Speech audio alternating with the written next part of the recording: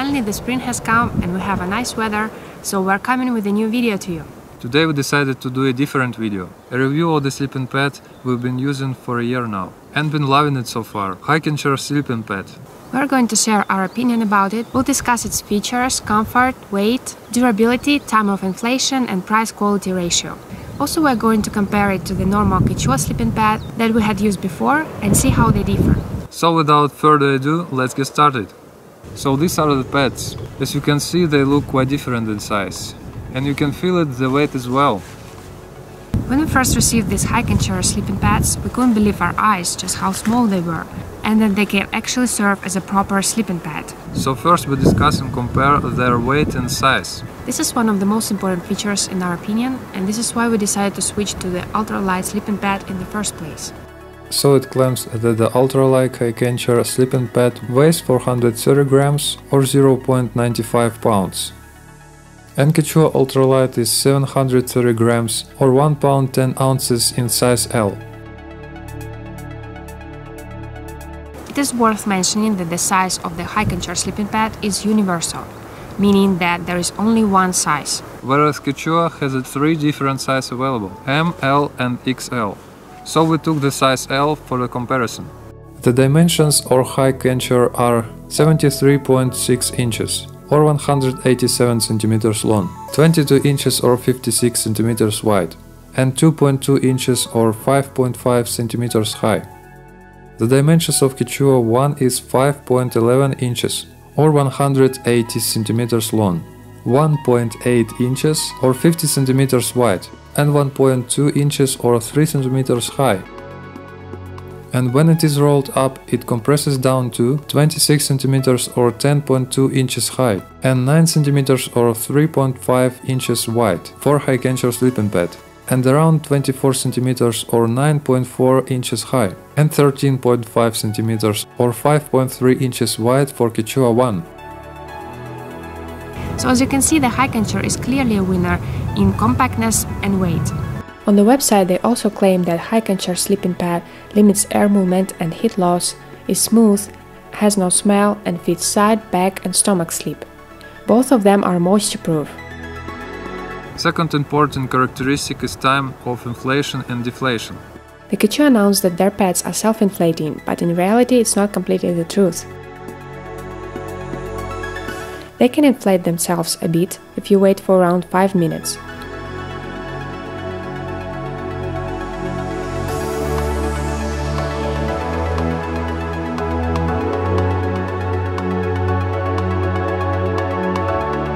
But to inflate them to the desired pressure, you definitely need to participate in the process.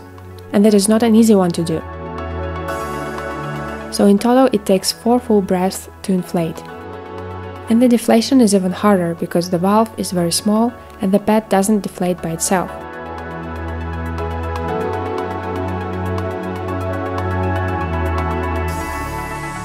When it is all rolled up, it is important not to forget to spin and fasten the valve, otherwise it will inflate itself.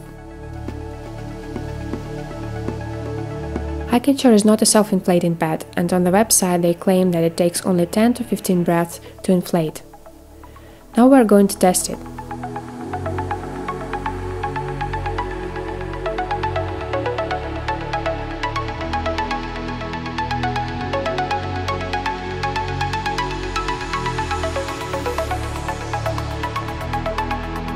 So in reality it takes 10 easy breaths to inflate.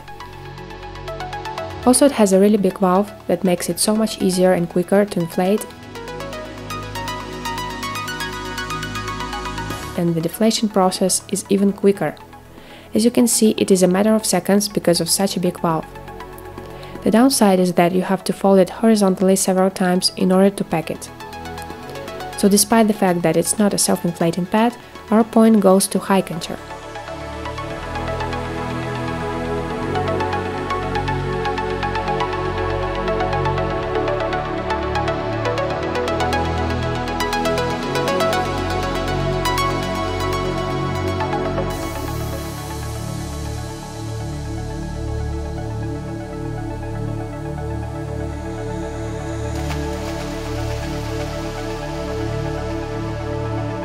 Talking about comfort, we didn't notice a huge difference. They're both comfortable to sleep. But it took a little bit of time to adjust to the Hikenture ones because of their 3D structure. It felt unusual at first, but soon we got used to it.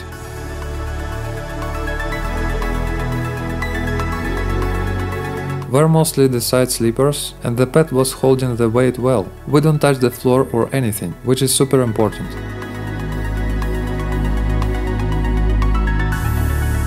The only thing we don't like about them, their sleepiness. In our tent, they don't fit well in terms of their width, and so one pad has to go over another, and they end up sliding up the wall of the tent, like this. So it will depend very much on how much space you have inside your tent. It can be a bit annoying, so just keep it in mind that you need to measure the dimensions of your tent and see if they fit before purchasing these. We feel like for 2 people the best option would be to have one single piece pad to avoid this problem.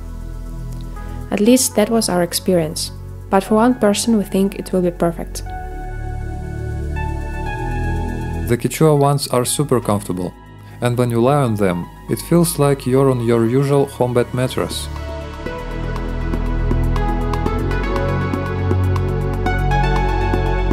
Let's discuss the insulation properties of these 2 pads. We feel like Quechua has some interlayer inside, and because of that they are warmer than Hikenture ones. You can use them even without extra mats.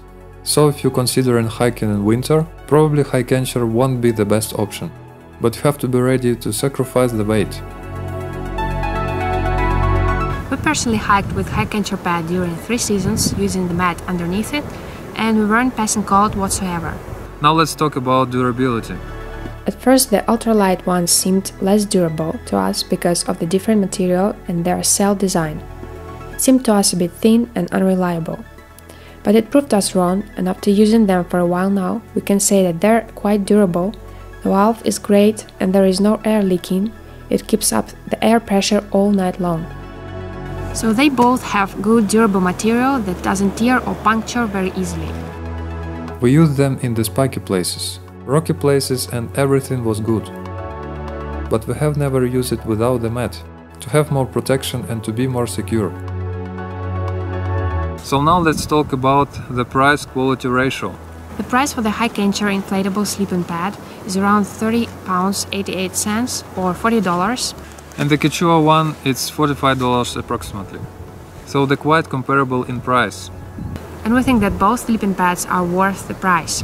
Quechua ones are warmer and more suitable for the cold season, but they're much heavier and take up more space.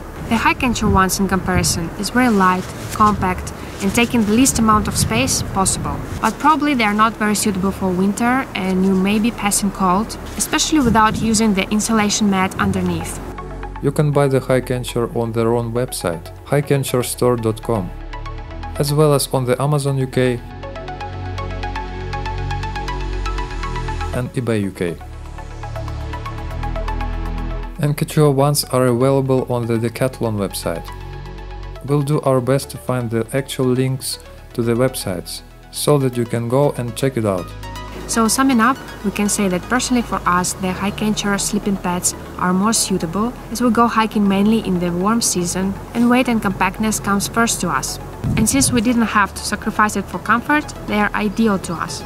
So for now we are more than pleased with this purchase and won't exchange it for any other ones. That is all we wanted to say about our experience with the sleeping pads. We hope that this video was useful to you and could clarify some of your doubts, so you all will make the right choice for yourself. Let us know if you would like to see more reviews like this one in the future, leaving us a comment below the video. Make sure to subscribe and hit notification bell to never miss a new video. We'll see you again very soon.